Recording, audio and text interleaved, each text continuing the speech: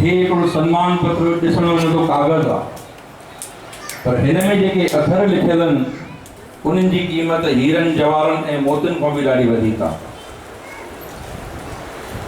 जय सच्चिदानंद सम्मान पत्र सदगुरु बाबा रामदास के प्यारे परम पूज्य जय बाबा जी के दुलारे श्री भगवान दास अर्जन दास पंजाबी निजधाम आश्रम अहमदाबाद के निष्काम सेवादारी, जिन्होंने बचपन से ही जय बाबा जी का संग किया, वह अपने आप को पूरी तरह सेवा के इस रंग में रंग लिया।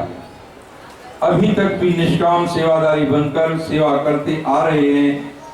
इस परम प्यारे सेवादारी को आज दिनांक असां वर्षीअ जे ॾींहुं सायाठ वारी ॾिनऊं, पर दादाजन के कंहिं सेवा जे कार्य में सुभाणे पहुचणो आहे त हिते कोन्हनि, तारीख़ सुभाणे लिखियल आहे 1/6/2014।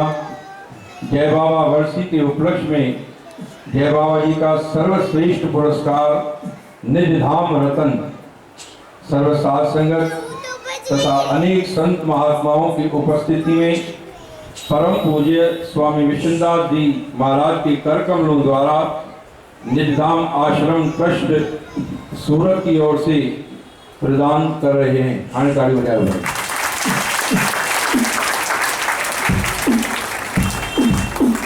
ये नहीं मरा है तो टकर में ठहरा।